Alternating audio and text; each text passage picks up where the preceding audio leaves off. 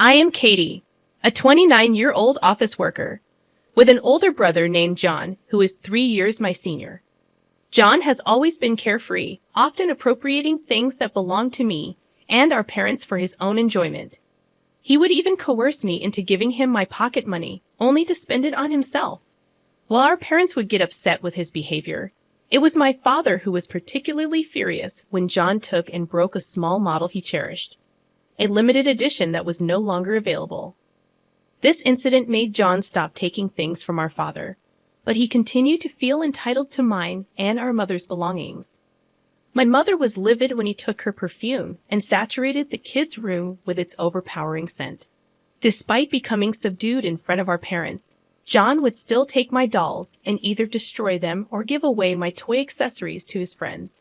Initially, I thought I had simply lost these items, until one day I discovered a disfigured doll in John's trash can that should have been in my room. Confronting him in tears, I found little sympathy from John, who argued that I was to blame for not taking better care of my toys. His persuasive manner made me feel as though I was at fault. Over time, I learned to diligently tidy up my toys, and by middle school, to keep my money in a safe my father had bought me for my birthday. I had to alter the safe's combination monthly to safeguard my belongings from John. I didn't want to risk losing my brother by disclosing the situation to our parents, so I remained silent. In middle school, I obtained a lock for my room.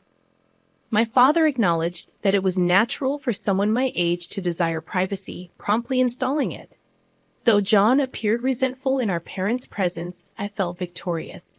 Now, John couldn't access the allowance I received. I hoped he would return the money he took, but he'd likely deny the occurrence. Besides, the exact amount he took remains unclear to me now. Therefore, I decided not to dwell on it.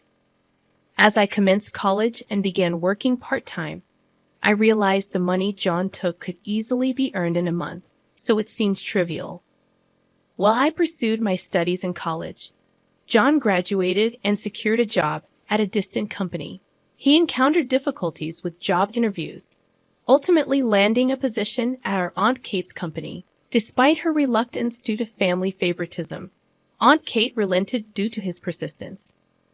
I learned from Aunt Kate that John would wait outside her company daily, pleading for a job. I sympathized with Aunt Kate, feeling sorry that John harassed her into giving him a job. He only seemed to heed those who expressed anger openly. Otherwise, his desires took precedence. As his sister, my objections were always dismissed as mere sibling rebellion. Since he moved out, our contact had been minimal. To my surprise, John brought home a woman named Courtney, a stunning beauty who could easily be a model. However, her inner beauty didn't match her outward appearance. Courtney accompanied John to our family home to formally announce their marriage. With a smirk, she mentioned the possibility of presenting grandchildren to our parents, subtly implying that I might not fulfill that role, which bothered me slightly. However, my perceptive parents swiftly addressed Courtney's attitude. They made it clear that they never demanded grandchildren from their children, and emphasized that having children doesn't define one's worth in today's diverse world. My mother's message was clear. Courtney's declaration of intending to provide grandchildren was an unnecessary attempt to assert dominance over me. Upon hearing my mother's words, Courtney seemed to grasp the message and responded somewhat begrudgingly. It appeared as though she and John shared a similar mindset. While John had learned not to oppose our parents or tamper with their belongings, he and Courtney felt no hesitation in acting selfishly towards me, including taking my things without permission. After the meeting, Courtney suggested we exchange contact information, though she hadn't done so with my parents, assuming it was merely a formality. I agreed to exchange contact information with Courtney. However, she began contacting me unnecessarily, making unwelcome remarks about my personal life. "Hey Katie, I heard you're 29 and still without a boyfriend, almost hitting 30 and still toying with your looks. Finding someone after 30 will be nearly impossible," she said. Her comments were unsolicited and annoying, prompting frustration within me. It seemed rude to only read and not reply to my future sister-in-law, so I messaged her back, saying, "You don't need to worry about me. to which she responded with a taunting play tough. Whether it was my brother John or Courtney, it seemed they couldn't communicate without belittling me. Considering the constant belittling messages from her, I wondered if there was any point in keeping her contact information. So, I asked my parents, I keep getting these kinds of messages from Courtney every day. Is it okay if I block her? We might not be able to communicate after that. Unlike John, who had blocked her parents to avoid nagging, I thought blocking her wouldn't completely sever our communication since John would likely unblock me if necessary. Feeling refreshed, I went ahead and blocked Courtney's contact. Later, when Courtney came to our house with John, she criticized me for blocking her. Isn't that a bit harsh for someone who's going to be family? That's why you don't have a man, she said. I replied firmly, I'm not free enough to entertain someone who has nothing better to do than mock me daily. I blocked both John's and Courtney's numbers because dealing with their constant mockery, even though they have no legitimate reason to contact me, is just too troublesome. Family ties don't matter in this case. I'm taking measures to prevent getting hurt. My parents respect my feelings, so I never had to apologize to John or Courtney. As a result, our family and they don't really interact much, except possibly at formal events.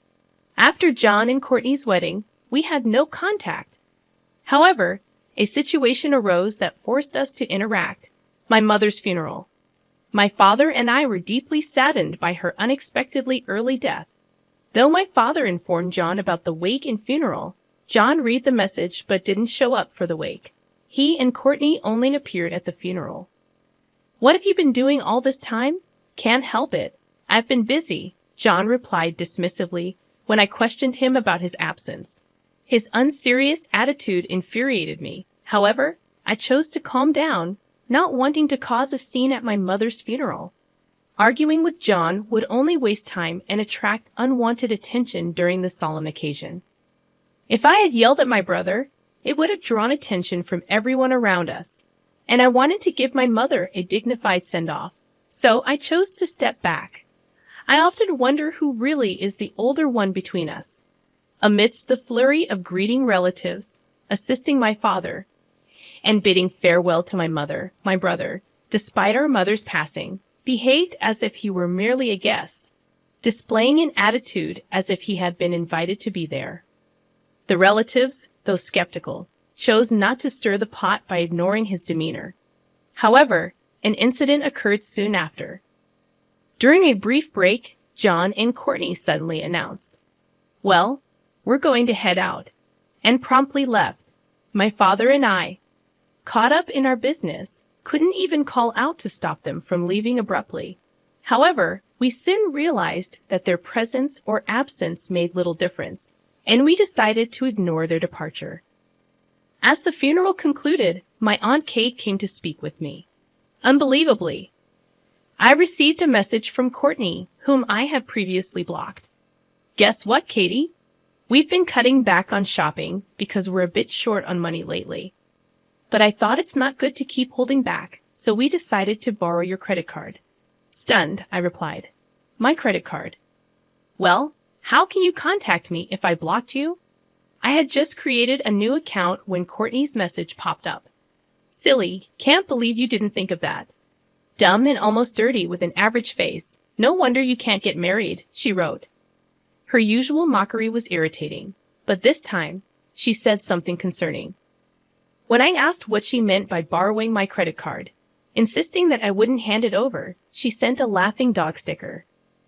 Confused, I asked, "What are you talking about?" "I've already borrowed it. Why didn't you check your wallet?" My credit card was still in my wallet, which puzzled me until Courtney added more details.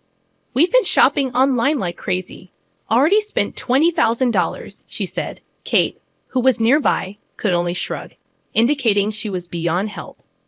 It seemed Courtney, having fled with John, was now openly flaunting her actions, implicating John as her accomplice. Inwardly, I thought, good luck with that, as I pictured both John and Courtney laughing heartily. I asked Courtney, "Do you even know whose credit card this is?" Without seeking the real intent behind my question, Courtney replied dismissively, "What are you talking about? Just wait, I'll use it even more." It appeared they were oblivious to the pit they were digging for themselves. Their lack of awareness astounded me, but it didn't take half a day before a frantic call came from Courtney. Picking up, she blurted out, "Hey, your credit card stopped working." Thinking she still believed it was my credit card. I couldn't help but silently consider her foolishness. However, I responded firmly, "Well, it makes sense that the real owner of the credit card would have it stopped immediately, doesn't it?" Confused, Courtney asked, "What do you mean, the real owner?" "You're the owner, so why is it real?" Didn't you understand what I just said? I urged her to check the name on the credit card properly.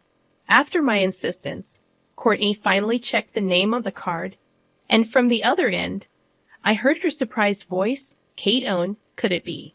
Since my name is Katie Owen and my aunt's name is Kate Owen, our names differ by just one character. Courtney must have mistaken Aunt Kate's card for mine. It seemed Courtney never considered she could mistake the card for someone else's, given her limited interaction with other relatives. Yes, that's right. Kate Owen is our aunt and also the president of the company where my brother John begged on his knees to be employed. John and Courtney had unwittingly picked a feud with the president of the company John had desperately sought employment from. The gravity of their mistake was clear, even to Courtney, who was clearly panicking over the phone, forgetting. I was on the line when she called out, John, this credit card says Kate Owen. It's not the sister. It's the aunt. What do we do?" But John's response was unbelievable. "Ah, messed up there. But Aunt Kay has no children, and I'm the only relative working at her company. I'll probably inherit it anyway, so she'll cover this expense, no problem." This was heard by Aunt Kate as well, because the call was on speakerphone. Taking my phone, Aunt Kate said, "Who said you're the successor? I plan to choose the next president based on merit, and I'm nowhere near retirement. Who would entrust the company to someone who can't even handle their job?" Caught off guard by Aunt Kate's sudden interjection, John explained, "What? Why is she? Hey, Courtney, why didn't you tell me Aunt Kate was there? I thought Katie was the only one on the call." Perhaps John thought anything he said would be excused if only I were listening. However, being close to my aunt, I would have shared everything with her. "You'll be informed of your punishment later, and you'll repay every penny you've squandered in full. And if you complain, I'll get a lawyer ready. Just you wait." Aunt Kate ended the call. Despite John's desperate pleas for employment at her company, he had caused a significant mess, as expected. Kate demanded repayment of the misused funds from John and Courtney, claiming they had spent $20,000. Their lack of savings meant they had to borrow to settle the debt. Even then, John and Courtney's plea, "We'll pay in full, so please don't fire us," showed their failure to grasp their situation. Smiling, Kate said, "I have the perfect job for you," and managed to transfer their debt to someone else, rumored to be a wealthy individual looking for servants. Curious, I once asked Aunt Kate what became of them, but her smile made me too afraid to probe further. Some things are better left unknown after all. Despite these incidents, thanks to Aunt Kate's indifference, my mother's funeral was concluded peacefully, and we could send her off properly. Now, I find solace in thinking John and Courtney are somewhere out there, hopefully reflecting on their actions. I'm Katie, a 29-year-old office worker with an older brother named John, who is 3 years older than me. Throughout our childhood, John was carefree, often appropriating our belongings for his amusement. Despite our parents' frustration with his behavior, he continued taking things, even coercing me into giving him my pocket money, leaving me with nothing. Dad was particularly furious when John broke a limited edition model from his hobby collection. Though this incident made him refrain from taking Dad's belongings, he still felt entitled to mine and Mom's possessions. Mom was livid when John used her perfume to overpower the kids' room with its scent.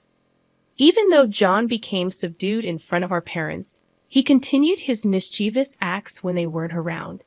He would either destroy or give away my toys, convincing me it was my fault for not taking better care of them.